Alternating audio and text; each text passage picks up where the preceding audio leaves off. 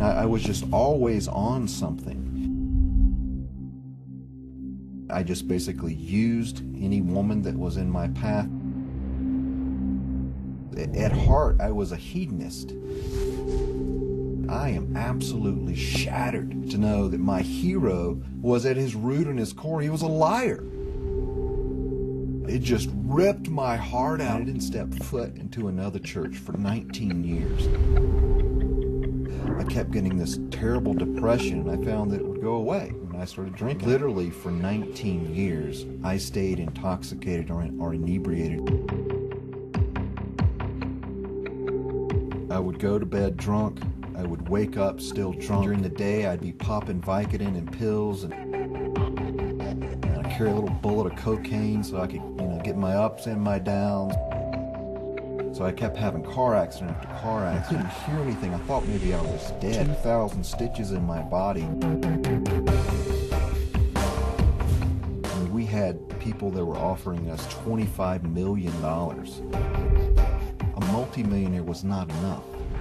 I wanted to be a billionaire. I wanted it all.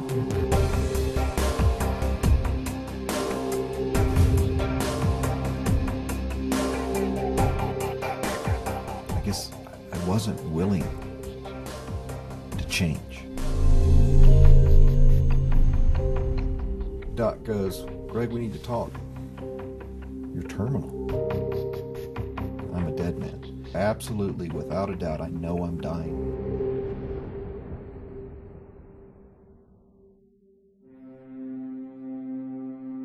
It was a typical American household. Our family went to church. We did all supposedly the right things. My father was one of the deacons in our church, a little Southern Baptist church in Greenville, South Carolina, like, the belt buckle of the Bible Belt kind of thing. It was a Christmas day, and I'm sitting at the Christmas tree.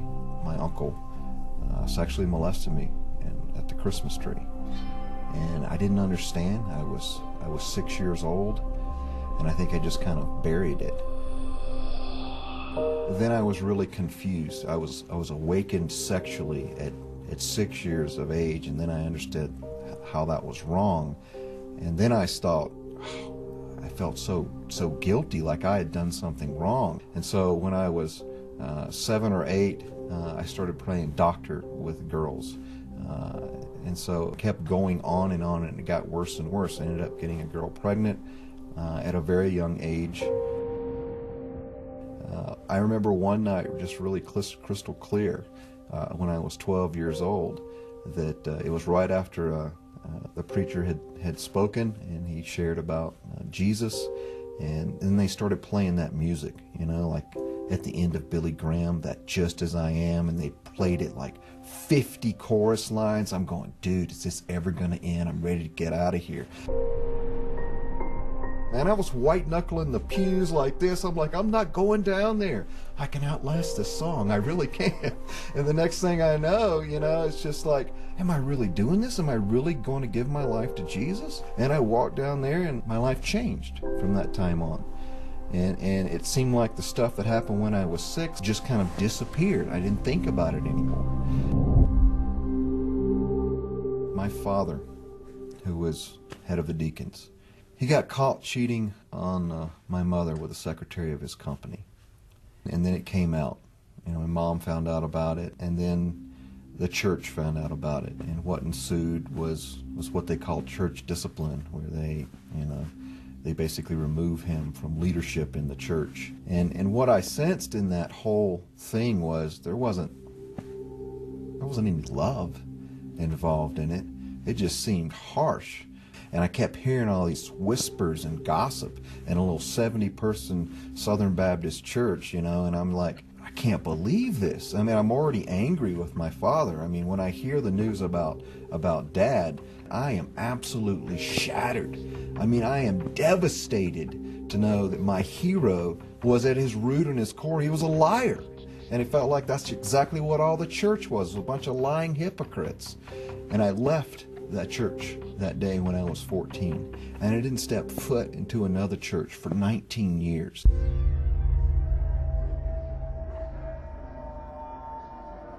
I kept getting this terrible depression, and I found that it would go away when I started drinking. And I started drinking just light beer stuff, and then it started getting heavier and heavier. And then I discovered marijuana when I was 15, and then I think it just kept snowballing. I just felt like I wanted to kill myself the minute I sobered up. Literally for 19 years, I stayed intoxicated or inebriated in some way, shape, form, or fashion. And I know that sounds like there's no way somebody could stay that messed up for 19 years. I meet whole sets of new friends and make whole new sets of friends, and so they never know that I'm either drunk or I'm stoned or on some type of pill. They just think that's who Greg is. Greg is just a happy-go-lucky guy. He doesn't really care about anything. He's just going about his life, and he wants to make a bunch of money and just hang out on a beach somewhere and smoke dope and look at girls. That's who Greg is.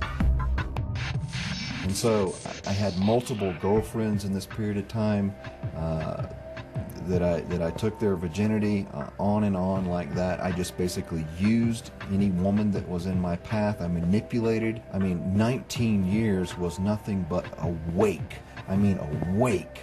A train wreck in people's lives that I devastated. I mean, I had 13 car accidents in the period of like 5 or 6 years, and I totaled all 13 cars. I mean, 2,000 stitches in my body.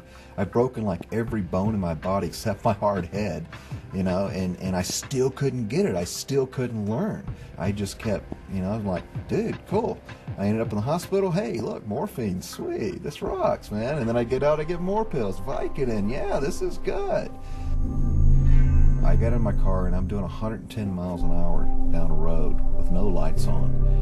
And for some reason I thought it would be cool to race. Yeah, I was drunk, I was on drugs and everything else. And all of a sudden it's getting ready to go around the bend, and I just keep going off straight. And then I hit tree after tree after tree, and finally I hit an oak tree. I was just messed up. I was pinned, I was bleeding all here.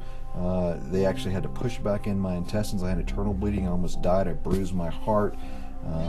I smashed my leg. I mean, take a look at this. This is just horrible. Look at this. I smashed my leg when I hit the tree. It actually just crushed it like this. I have one bone in my leg by the time they put it together. And I'm getting just tons of free drugs. You know, my girlfriend at the time was going and buying me, you know, big, huge half-gallons of Crown Royal. And so I'm drinking and doing drugs. And so even though the pain was bad, it wasn't like unbearable, because, you know, I was totally medicated. At that time I had an old MG that I had redone, a nice convertible, and I really dug it. I left this bar called the Wicked Witch in South Carolina. I'm like, dude, that's like suitable. Because that's what you felt like when you left that place.